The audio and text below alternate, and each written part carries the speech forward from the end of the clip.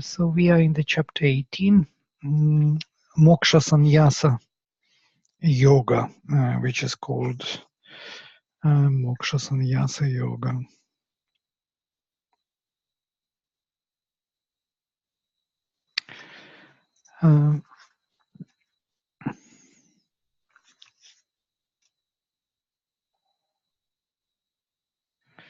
So it is yoga of sannyasa, of renunciation, which is leading to moksha. So the first verse, Arjuna Uvacha, Sannyasasya Mahabaho Tattvam Ichhami Veditum Tyagasya cha Hrishikesha Prithak Keshini Sudana.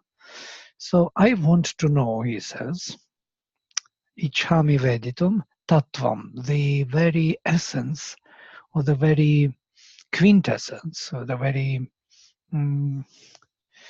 gist or the very meaning of sannyasa, and separately of tyaga, prithak tyagasya, or Hrishikesha. So can you distinguish between sannyasa and tyaga? Is there any distinction? Both are created with a similar meaning. Sannyasa means samnyasa, from root as, to cast, and to cast down totally. So to say, to renounce. So the meaning is of renunciation, to cast off, to, to drop off, to give up, if you will. So giving up altogether on everything. Yeah? So, and tyaga is from root yaj, to leave. So it's kind of leaving everything. So one is totally renouncing, other is leaving. So what is the difference between the two? These are both spiritual terms in Indian philosophy, and they are used as synonyms. Yeah? But there is something between them, some difference, of course. You could feel it in the roots. Yeah? If sannyasa is casting down totally, then tyaga is leaving, not casting down totally.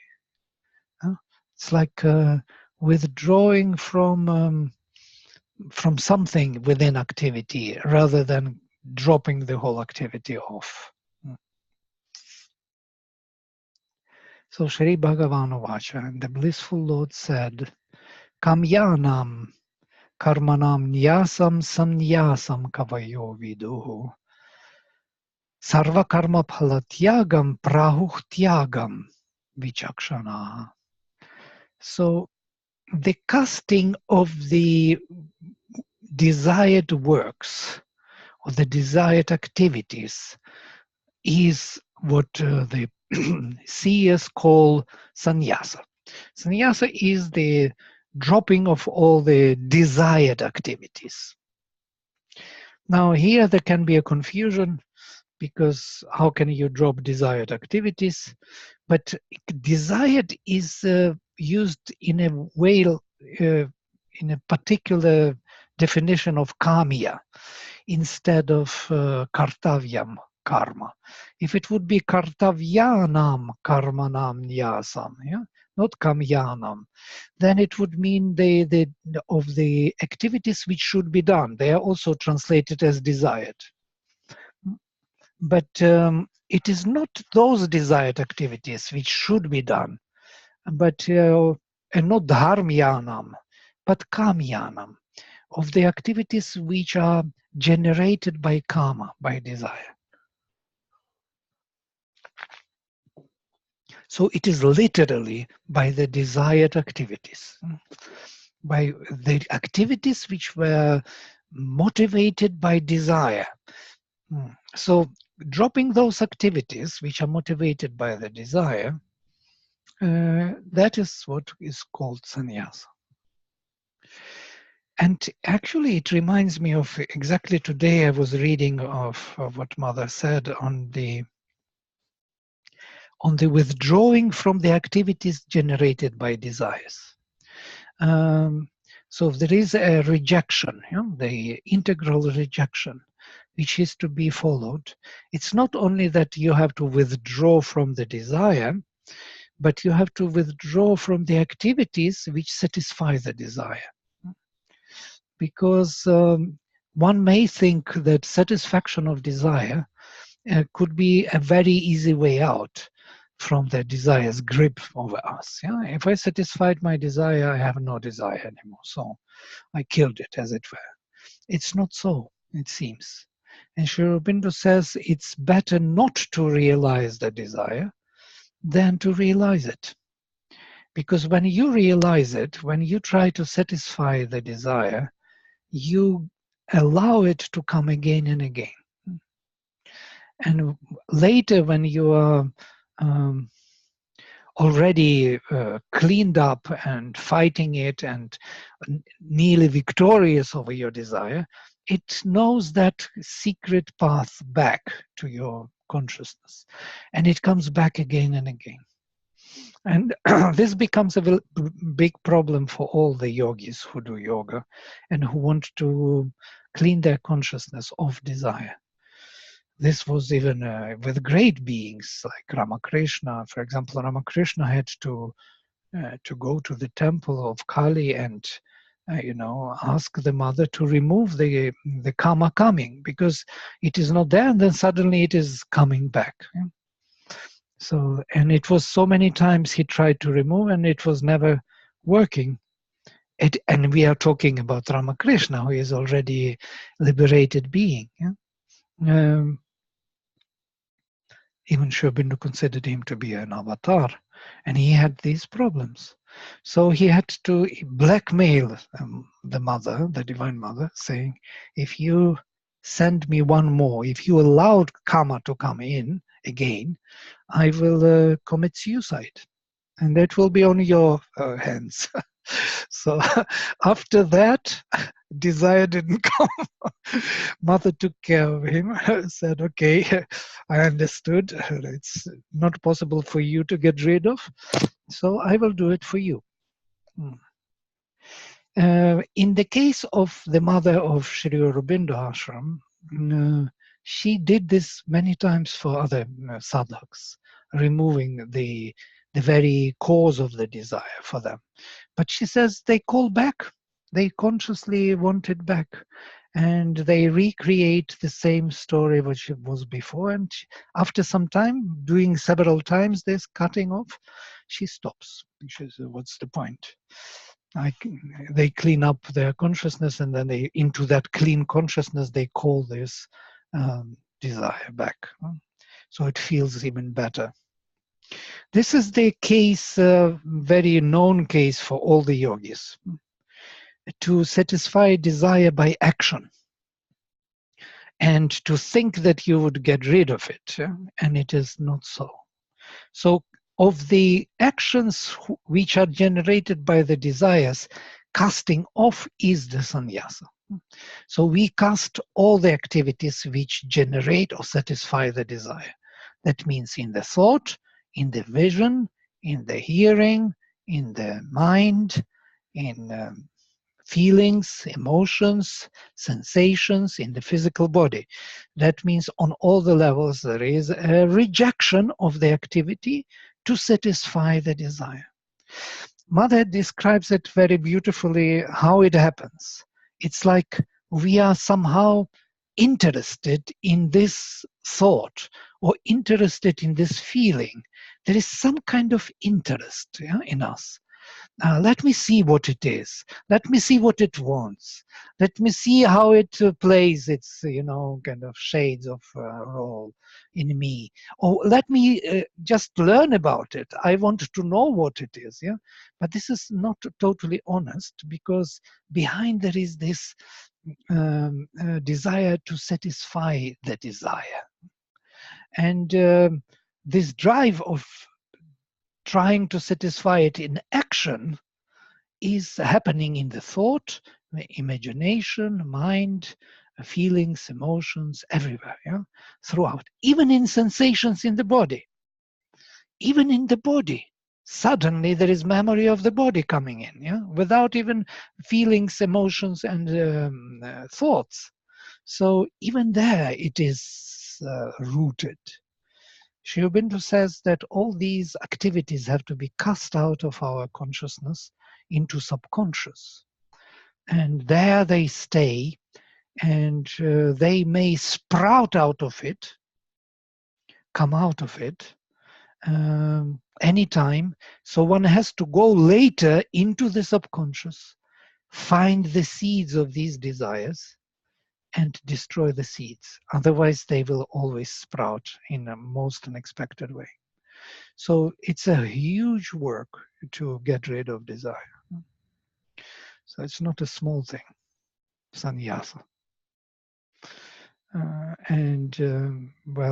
We are just human beings. What can we say about ourselves? Whatever we try, we already learned quite a bit about it, how it doesn't work, at least, how it works.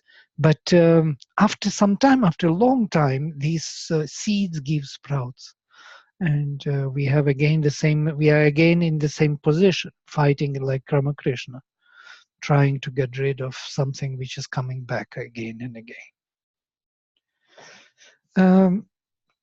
But tyaga is something else. Sarva karma phala tyagam, prahuh tyagam vichakshanaha. And the wise call tyaga that renunciation from the fruit of action, of every action. So you do the activity, you don't renounce the activity. You renounce the fruit of the activity, the result, the aim, the purpose, the very thing for which we are doing all the activities. we cannot even sometimes imagine, I don't think we can imagine totally, to be driven by another motivation than the fruit of action. I do this because I want it to be done. I clean the room because I want it to be clean. I cook the food because I want it to be tasty for eating, and so on.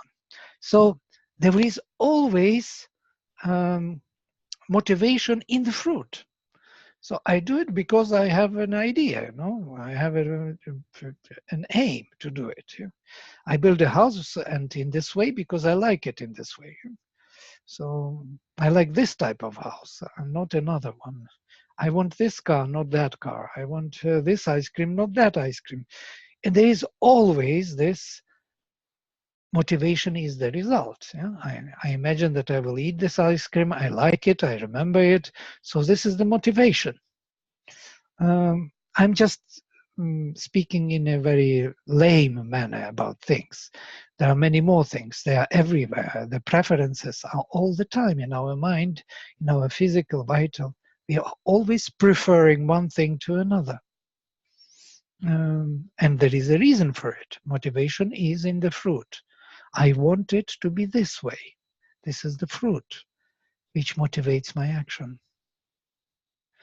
Now, to leave this fruit and to do the action is a tyaga.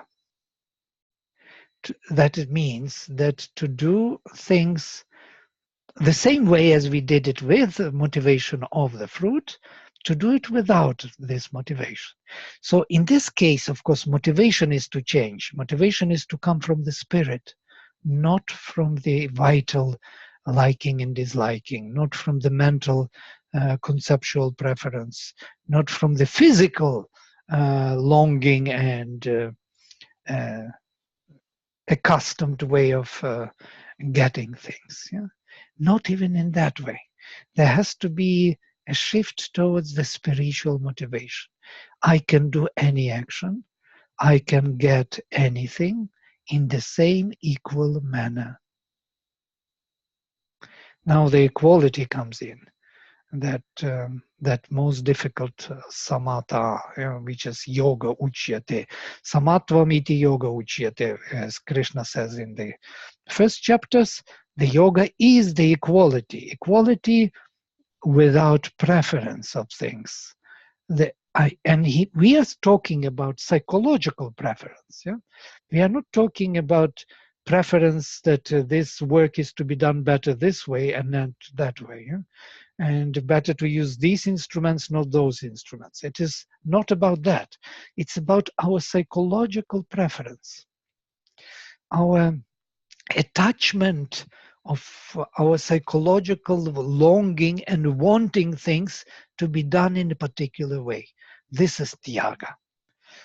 We are renouncing the desire and not the action.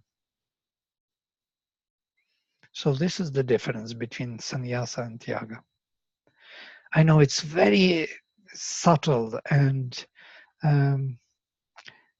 it disappears nearly at the end of the sentence. You cannot really make the distinction between the two.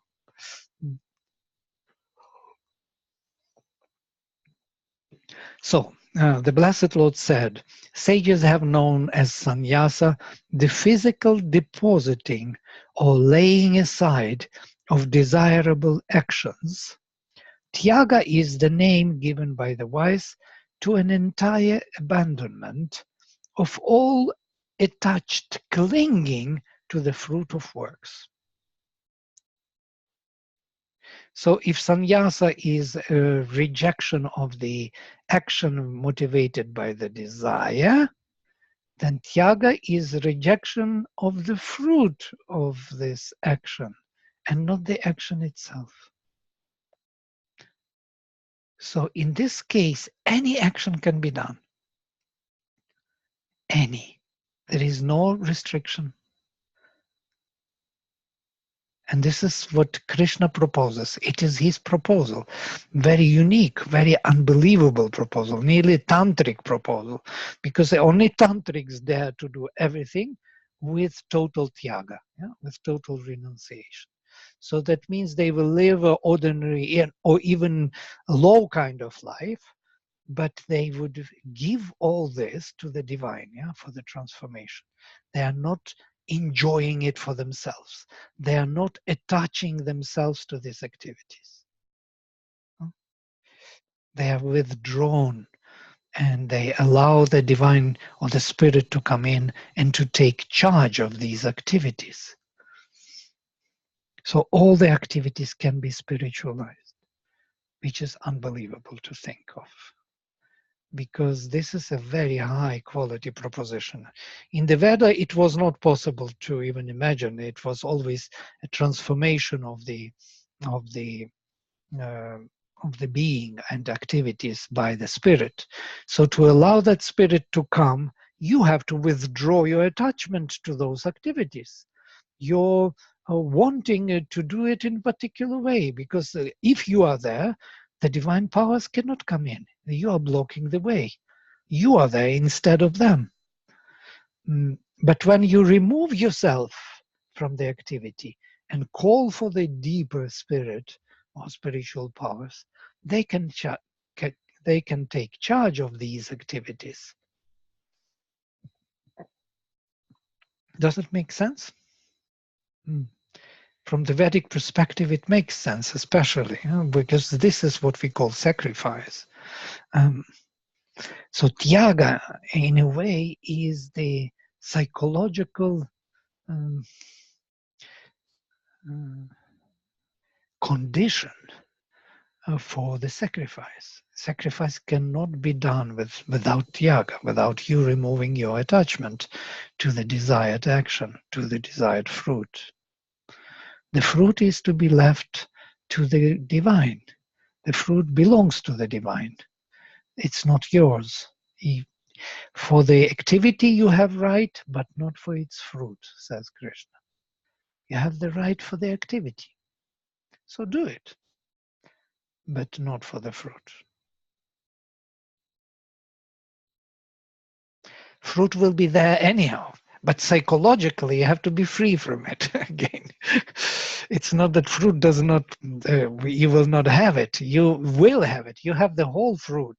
You have the whole manifestation in front of you. All these are fruits already. the house, the cup, the computer, the text. These are all already realized fruits and are given to you.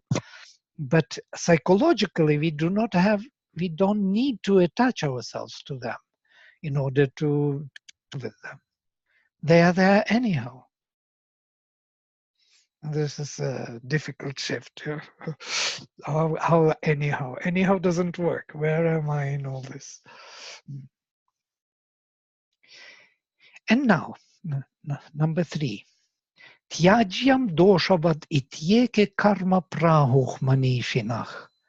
Yajnadana tapach karma natyagyam iti chapare. Tyagyam should be left, should be relinquished, should be abandoned. Doshavat, as if it is dosha, as if it is a mistake. Thus, say some wise people, eke manishinach prahuch. Thus, karma, the action should be left. Action altogether should be left as the mistake. So, no activities, sitting and doing nothing.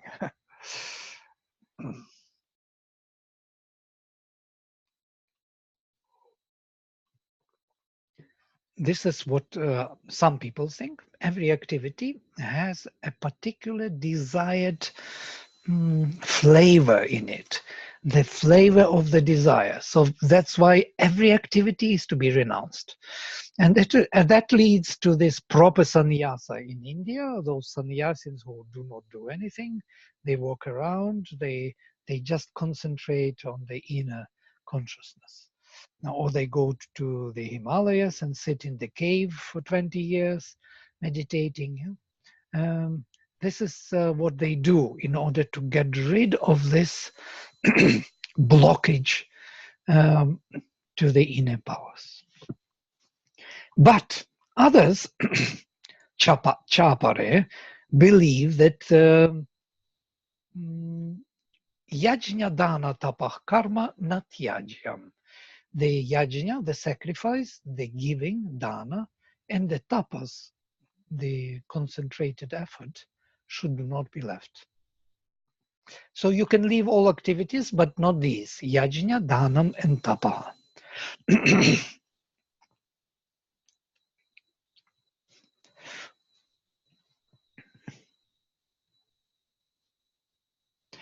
So acts of sacrifice, giving, and ascesis ought not to be renounced.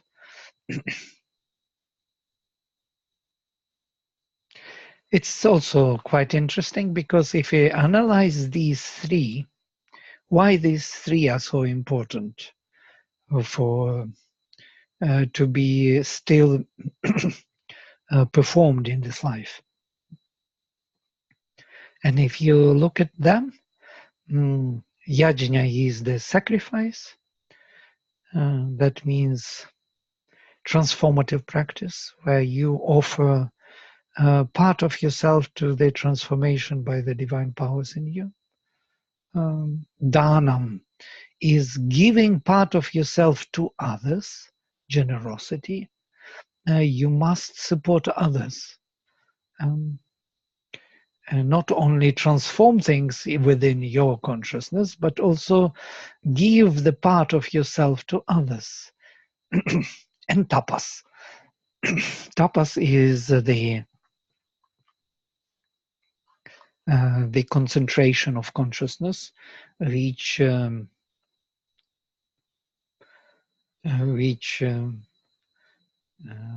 it's like power of will.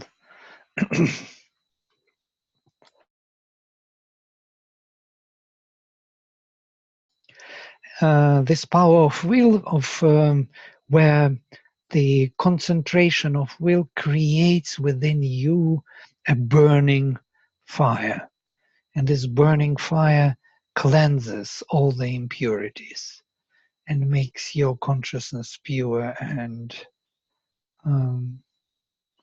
luminous.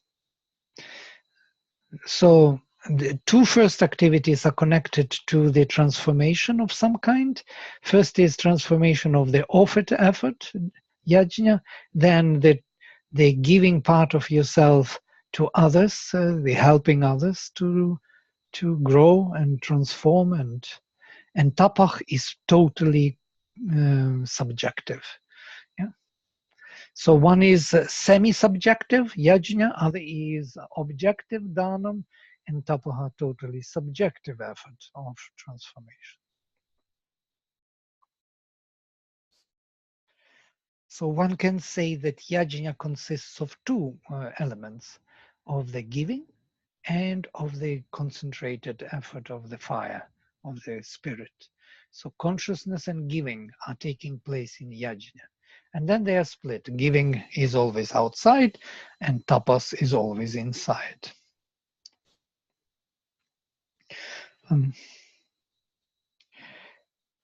So, number 4. Nishchayam shranute me tatra tyage bharata sattama tyago hi purusha vyagra trividhah samprakirtitah. Here my decision or conclusion, nishchayam shranu me tatra, tyage, about tyaga.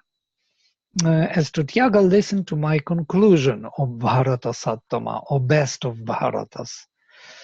Tyaga hi, because tyaga indeed, or Purusha Vyagra, or best among men, trividhah, of the triple, or of the three kinds, samprakirtitah, is known or is explained as being of three different kinds. Threefold yaga. Now, the tyaga itself can be done in accordance with gunas. It can be sattvic, tamasic, and rajasic tyaga. You can go away from the desire in the tamasic way. You can go away from the desire in the rajasic way. And you can renounce the fruit of action in the sattvic way. So yajna dana tapah karma, so the karma of the sacrifice, the giving and the tapas, not yajyam, karyam evatat. This action should not be left.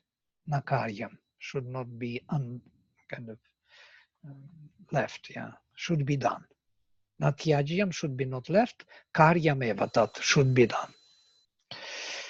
Yajnah danam tapaschaiva pavanani manishinam. Because the sacrifice, the giving, and the tapas are purifying the wise. They are purificators. They are purifying agents. They are the activities which are purifying our consciousness.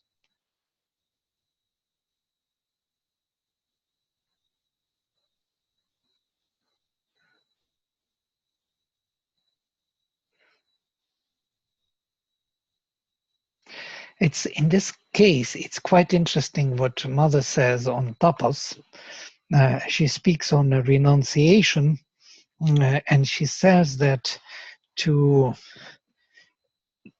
win over the action of desire is much more pleasant than to realize that desire, than to satisfy the desire. To conquer the thirst for the desire and not to follow it, not to satisfy it, is much more rewarding in terms of satisfaction, in terms of enjoyment within yourself. So in this case, one can understand what is purity, how they are purifying.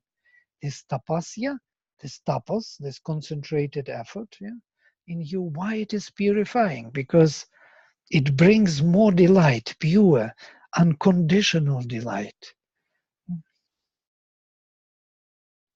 which is not coming from the desire. And in that sense, it is purifying. One can feel this purification when one conquers the drive of the desire.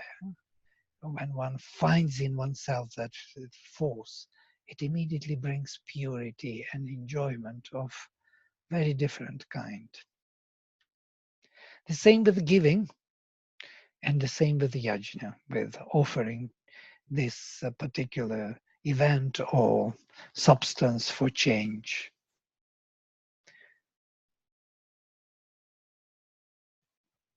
One can feel that purity. It is a state of mind, vital and physical. There is something in us which can recognize it. It's like a presence of some kind.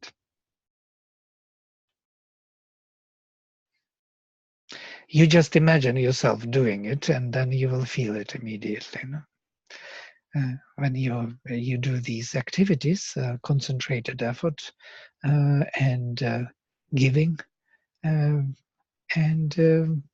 offering for the change, yajna, charging the activity with the spirit.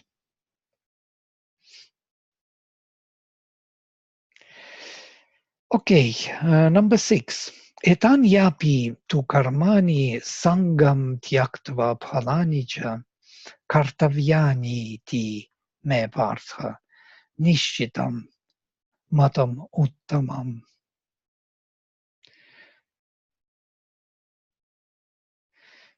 Etani api tu karmani, and these indeed, the activities, sangam, tyaktva, having left the attachment, phalanicha, and fruits, kartavyani, should be done. Even these activities, even the activities of sacrifice, of giving, and effort of transformation, tapas, which are to be done without attachment to the fruit of action, and to leaving attachment to these activities altogether. So it is not that when I become tapasvin and I do only meditation, so I attach myself to meditation. Meditation becomes my way of living, and I cannot do but meditate. This is the attachment. This attachment is to be left. It should not dominate my psychology. And also the fruit.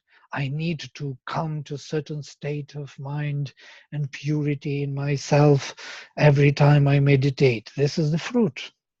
And if I'm determined this way, I am doing it in the wrong way. I'm doing in the wrong way meditation itself.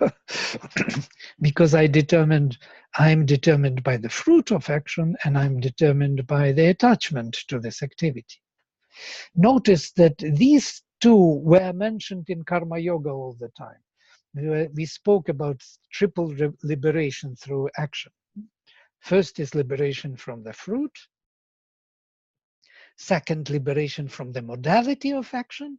So not only that I don't need the fruit, but even if I manage to leave the fruit of action, the modality, the way how I do things can be preferable for me. I like to meditate in this way, in this posture, in this time of the day, and that's it. And I choose this way, yeah. And I don't like this, I like that. I do this in my way, and that is attachment to the activity. There has to be freedom in the attachment and in the fruit. And here he mentions it again. Sangam tyaktva phalanicha, having left attachment to the activities and to the fruits of these activities. Kartavyani, they should be done. These three should be done. Yajna, tapah, and danam, upartha. This is my highest thought. So Sri Krishna speaks of tyaga rather than of sannyasa. Yeah? For him, tyaga is more doable. We need activities which are purifying our consciousness. Niyatasya tu sannyasah karmano nopapadyate mahattasya parityagah tamasah parikirtitah.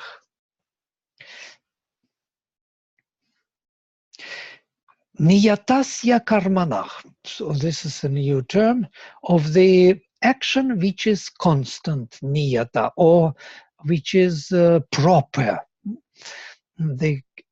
Of the proper action, sannyasa should not be done.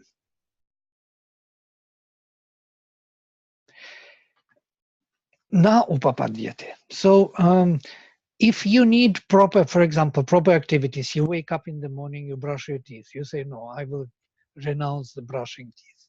Doesn't make sense. Or I will not eat at all. Also would not survive for a long time.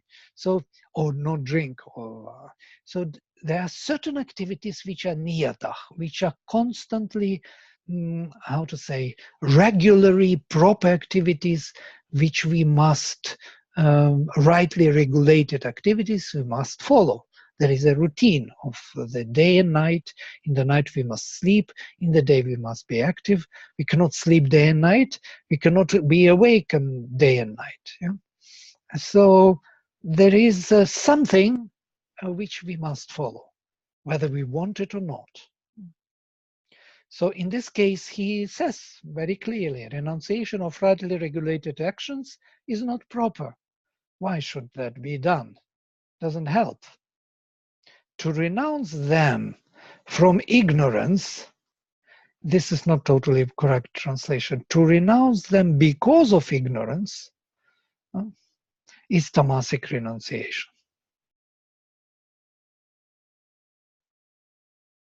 So because of some moha, because of some stupidity, because of some bewilderment in consciousness, the renunciation is done. Because of absence of knowledge, people renounce things. Okay, forget about it. I don't want to know. This is the tamasic renunciation.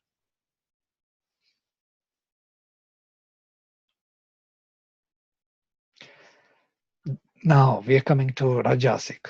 Dukkham ityeva yat karma kaya klesha bhayat tyajet nakritva rajasam tyagam naiva tyaga phalam labhet.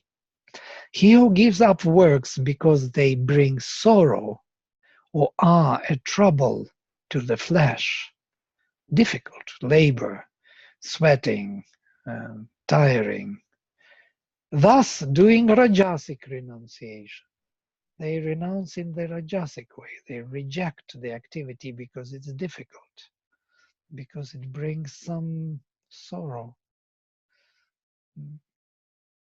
Obtains not the fruit of renunciation. Thus doing rajasic renunciation obtains not the fruit of renunciation. If we do such renunciation, we do not come to the realization of it. Tyaga phalam labhet na eva.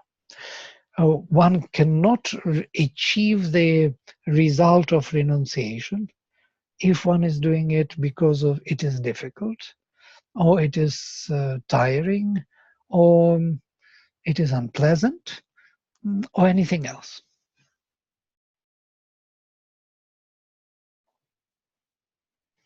So there is a catch here, yes, already, because our life is very complex, you know.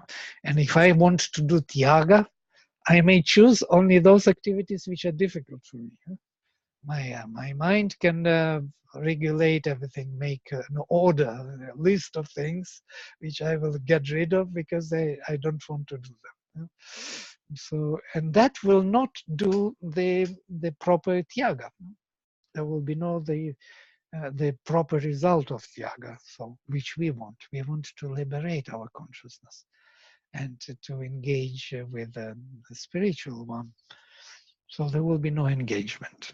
There will be a kind of fooling oneself about it. This happened, we discussed yesterday with Juliet in Auroville very much so, that people doing nothing because they made tyaga, They simply stagnate. And I myself stagnated for many years there. And I know what it means, really, when you are preferably choosing not to do anything in the name of some spiritual activity. And this is not correct. It's just another preference of the mind. It's another type of laziness and stagnation. At the end, it leads nowhere. It leads only to disaster. And there is too much of it in India, especially, and in ashramas, very tamasic atmosphere of this kind. Yeah? And also rajasic renunciation. So nothing is done which requires energy or some sacrifice of yourself. So everything is left which is difficult and which is light and easy is taken in, and that is considered to be tyaga. It's not tyaga. Tyaga has to be equally for all the activities. Yeah? There should be no distinction between the difficult and easy one. So this is rajasic tyaga. All right. And there is sattvic also. Karyam ityeva yat karma niyatam kriyate arjuna sangam tyaktva phalam chaiva satyagah sattviko matah. And this is the proper tyaga. He who performs a rightly regulated action because it has to be done. Karyam. Karma. Karyam or kartavyam karma. About which Aurobindo writes quite a lot. What is this kartavyam karma? The karma which is to be done. In this verse it is karyam, which is the same participle of futurum passive voice, means to be done. To be done. Thus, who does the karma? Niyatam, well regulated. When the karma is being done, kriyate, or Arjuna. Sangam tyaktva, having left attachment, phalam chaiva, and the fruit. Satyagah sattviko matah. That is the sattvika's tyaga. That is what is called sattvika.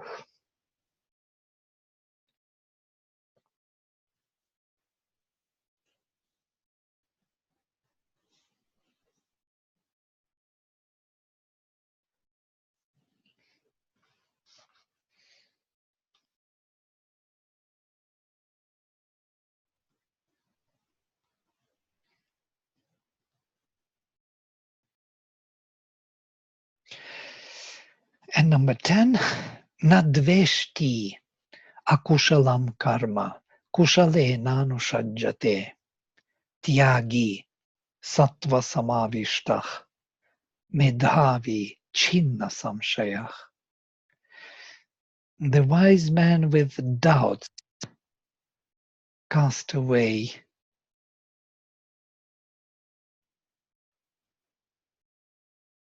Who renounces in the light of the full sattvic mind has no aversion to pleasant action, no attachment to unpleasant action, and no attachment to pleasant action.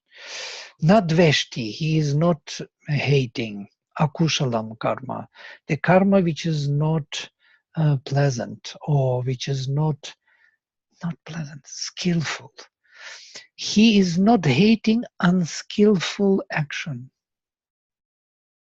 This is also important because we are very judgmental. If somebody does something we do not like, or the way we do different, we like to be done differently, and we see the person is doing it differently, or not totally skillful action, so to say, lousy work or something, then we become immediately very agitated. Yeah. So we start hating it, we start blaming it. So here it is said, nadveshti akushalam karma. One is not hating the karma which is not skillful. Akushalam, which is not done with skillfulness. Kushale nanushajjate, and we are not attaching ourselves to the skillful one. You're not saying this is how it should be done. You know? Notice, it is all about the psychological treatment. No? It's not about reality. It's what is happening within us, how we react. You know? It's not about the work. Work is to be done. The work is to be done properly, without attachment, without the fruit. Yeah?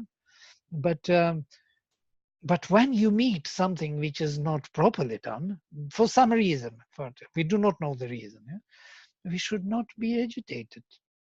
And when we see something is done very well, we should not be excited and attach ourselves to it immediately, because there we lose ourselves in one moment. Yeah, we are again back to the same perception which we wanted to get rid of. Tyagi sattva samavishtah.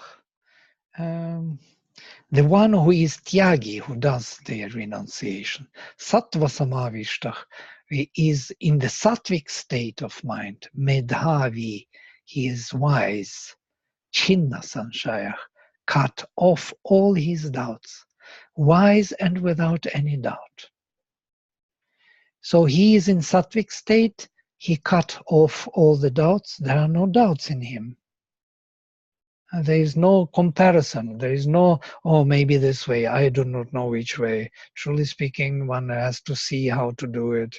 All this, all together, is showing that we are off the proper state of mind. It's weird because it's so ordinary for us to have this. Yeah? Choosing the proper way of doing things. We are always looking for proper and effective way of doing things.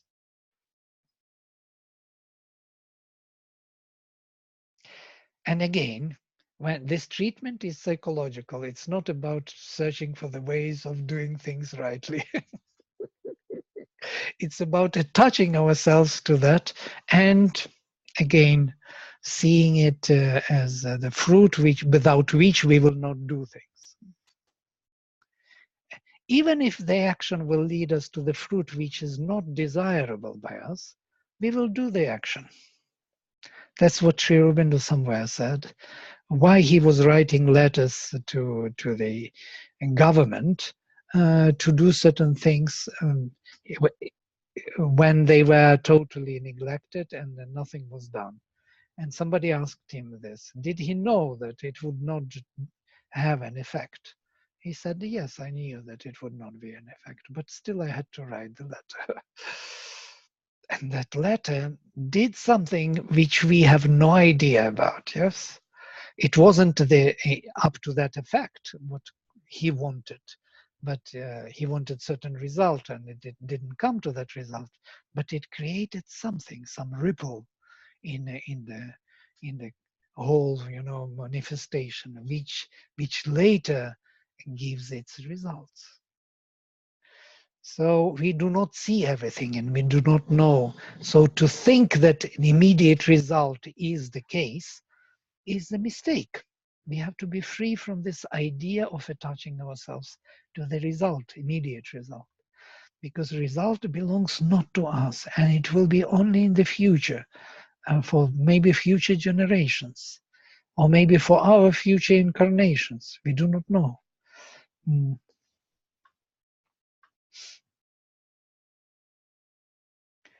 All right, let us stop here, this number 10. So 10 shlokas is quite good.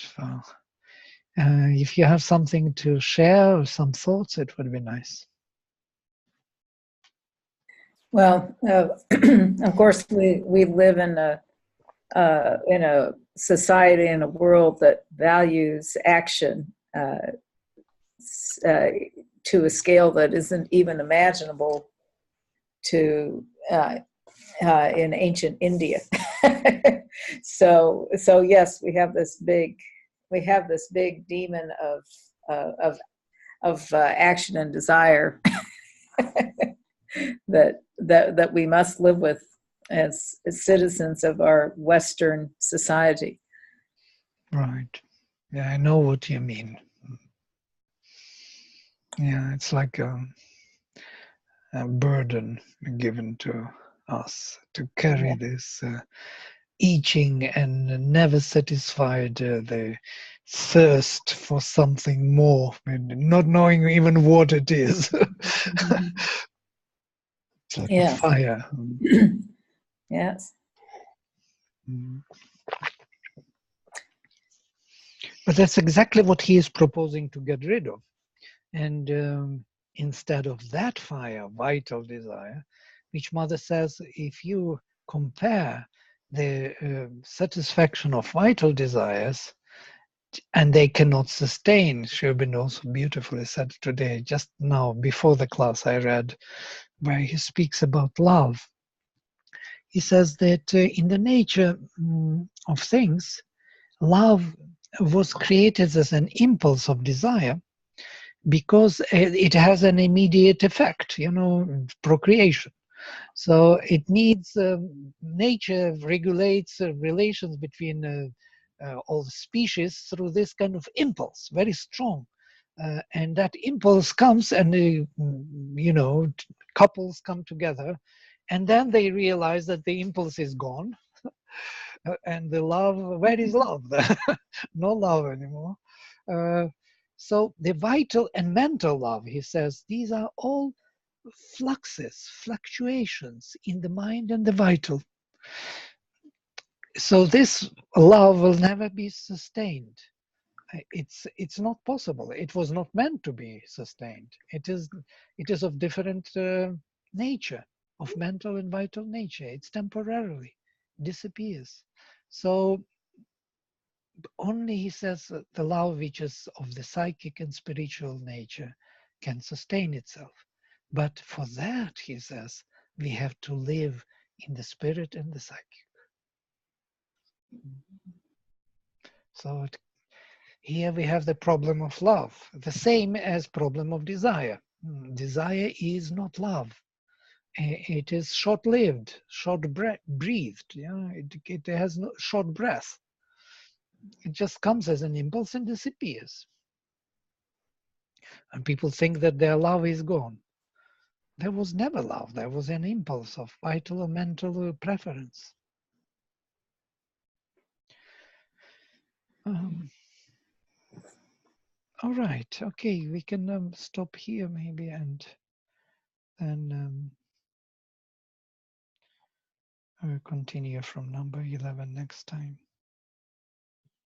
Okay? Okay, I will close with the mantra. Om Sarve Bhavantu Sukhinah Sarve Santu Niramayaha Sarve Bhadrani Pashyantu Ma Kaschit Dukha Bhavet. Om Shanti Shanti Shanti. Hari Om. Namaste.